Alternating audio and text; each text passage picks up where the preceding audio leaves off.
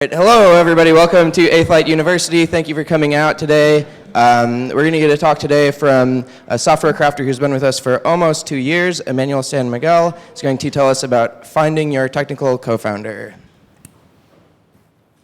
All right, thanks, Kyle. So, like he said, today I want to talk to you about finding your technical co-founder. So there are basically two general ways that I think that you could encompass to resolve your tech needs. So one way is to find an individual to become that technical co-founder. And then the second way is to find a consulting firm. So what am I saying when I refer to as a technical co-founder? I'm talking about that person or that group of people that are going to be building out your web application or mobile platform, or even hardware. So I have been on both of these sides in the past. Originally, or the first time, my first job in software development, I started at a startup as an employee, and now more recently as a consultant here at Eighth Light. I want to share with you two stories. One story is about John, and how he went and found an individual as his co-founder, and Alice, who went with a consulting firm as their co-founder. So before I actually start telling you about these two stories, I want to go through the things that I think that are really important for you to think about when you're trying to find the right person. So basically, the first initial investment that you have to make, whether it be in cash or equity, is largely trying to get your startup going, is building the product and finding that technical co-founder. So if you would get that wrong, there's a high chance that it could determine your success or failure. So you want to get the best bang out of your buck. So let's talk about John. John is an expert in the financial sector, and he's worked with multiple financial companies. So he found that there was an opportunity for disruption in his industry, and he knew he had two options. He could either go with a consulting firm, or he could find an individual. He chose the latter. So what John did was search high and low through all of his connections, friends, family, coworkers, and acquaintances, until he came across Sam. So Sam was technical in nature and also had financial expertise, also wanted to get into a startup, and so they were a really good match. So they met, and they decided to start this together, this endeavor, and they struck a deal, and now Sam owned 30% of this startup.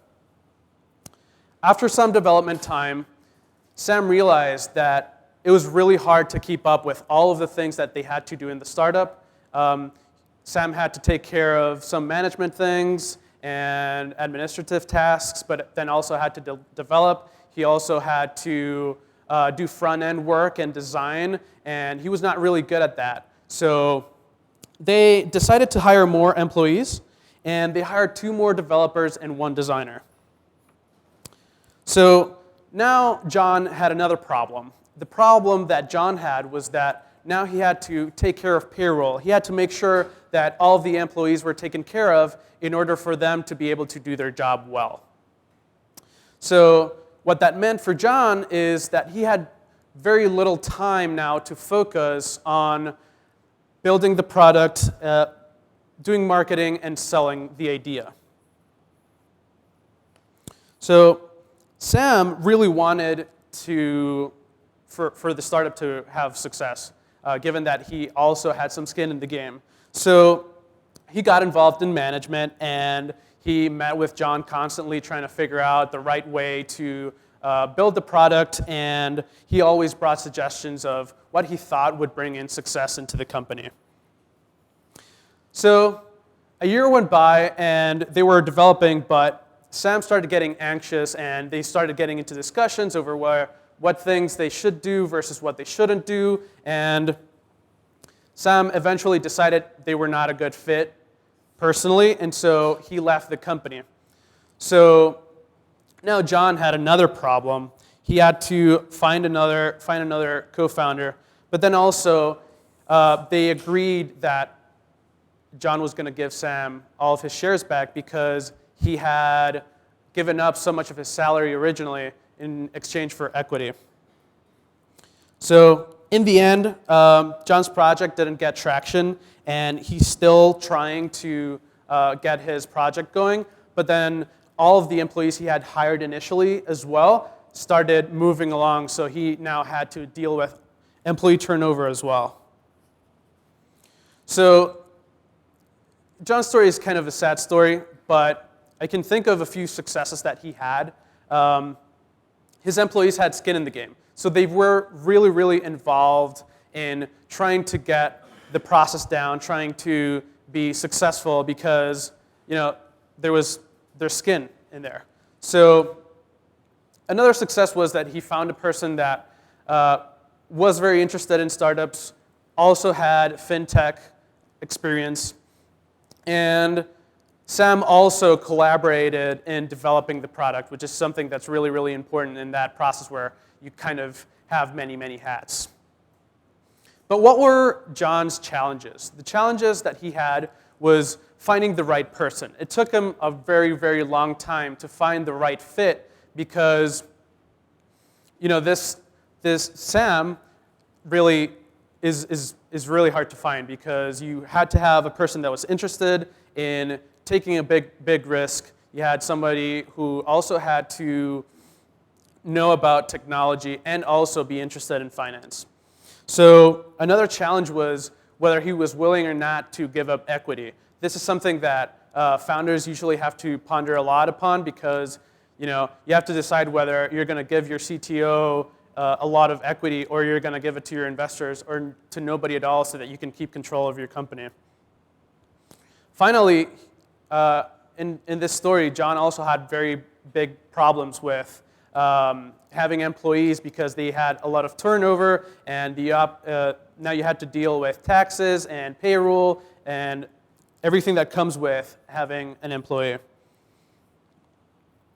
So what do we look for? How do we avoid having the same story as John? So the first thing I can think of is to ensure sustainability for the project, whatever that means to you. For some people, that means using agile methodologies, or test driving code, or being very meticulous in the code that they write and how they figure out the things that they're going to do. So another thing that you can really look into is what have they done in the past. That will give you a very good idea of what they're capable of and where you have to fill in the gaps. One way to really assess that is to see the open source contributions that they have, just because they can share that and you can see whether it's a good fit for you. Finally, whether you choose an individual or a company as your co-founder, you have to check the references, just as you would any other employee. So now we're going to talk about Alice. Alice took a slightly different path. She, instead of trying to find an individual, she went with a consulting company for her development. Alice is also an entrepreneur. She's owned multiple businesses in the past. And it turned out that currently she wanted to build a tool for generating gym workouts. And whatever was on the market currently were either very hard to use or they were very old. But Alice had one problem, though. Alice had no idea how to build software. So she decided that she was going to go out and look for consulting firms. So what she did was start Googling for companies in Chicago. And so she filtered out the companies that she didn't want to work with and eventually came across the right one. So a company called Boolean Inc. And so one of the first challenges right off the bat that she had was that Boolean Inc.'s price tag was very high. So one of the problems that she had to deal with was that she had to pay a lot of money up front, so she had to go to friends and family to find that money just to get started. Basically, she had no chance of share the ownership with the company that she was doing business with. One good thing that Alice came across was that she could now focus on the business because the consulting company would take care of all the development process. They took in all of her requirements and they just went away into their company and started working and working. Now she could focus on marketing, she could focus on sales, and she could defer the decisions of hiring more people. Another good thing that she had was that she only had to pay for delivery. So whatever was built was the only thing that she had to pay for. So that gave her yet another benefit when for a time she spent 3 months where she was still trying to figure out what she wanted to do with the product, whether she wanted to keep going or not. And so having that flexibility allowed her to not have to do any development. And so she wouldn't have to pay any more services for those 3 months. But then now she had another challenge. The challenge that she had was that she didn't really have anybody that she could share the ideas with. The company would typically either not have time or they would want more money in order to do those sessions of brainstorming and whatnot. Finally, at the end of Alice's story, they ended up with a good product. The consulting firm did a good job at maintaining a clean code base, and because of that, they were able to deliver more and more features. And now, Alice is at a point where she is trying to find an exit strategy. And so she's looking for investors that want to take the product to the next level. So what I see here is that she got a very good, high-quality product out of partnering up with a consulting firm. And she also had no long-term commitments. So she was able to start and stop whenever she wanted to, and was able to move around and pivot and decide whether she wanted to keep going or not, just as much as she wanted.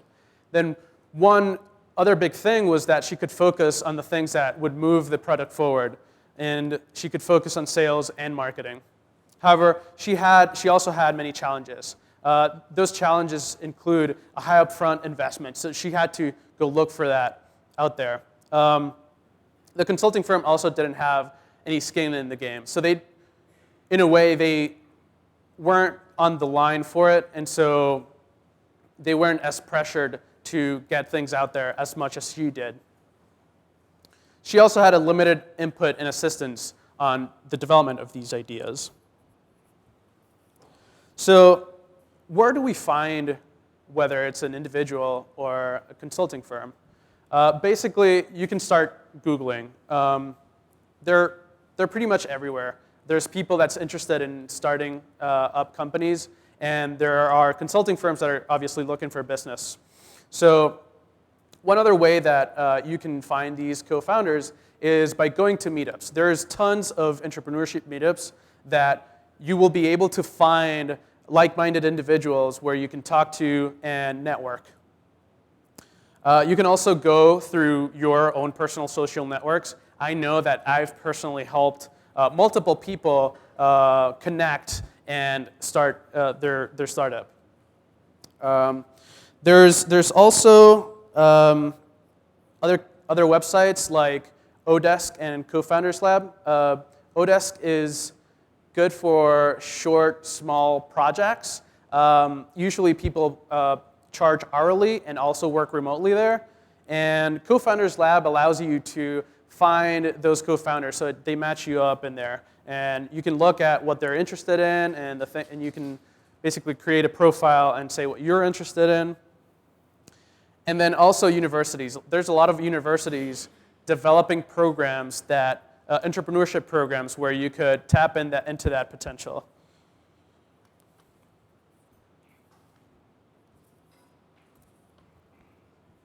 So what have we as Eighth been doing in order to reduce those challenges and barriers? We've seen individuals trying to start companies, and we've seen their struggles and the things that they come over every day. And so we've been trying to get the best of both worlds as an individual and as a consulting firm. And so one of the bigger things that we're doing currently is that we're taking skin in the game. And we've already made multiple deals with multiple companies. So another thing that we provide is a CTO service. So what the CTO service is, a dedicated person that will help you find the right things that you need to get started. A person that will sit down with you and sort of write down a roadmap of the things that you need to do in the following 3-6 months. Something that we've just recently started doing as well is bring in the company in-house, basically. So we have those companies working out of this office, and they share space with the developers. So that's something that even increases the communication between the developers and the product. We're also offering a full gamut of the technology needs, which include user research, front-end development, mobile development, and user experience. So if this is something that interests you, please talk to us. Thank you.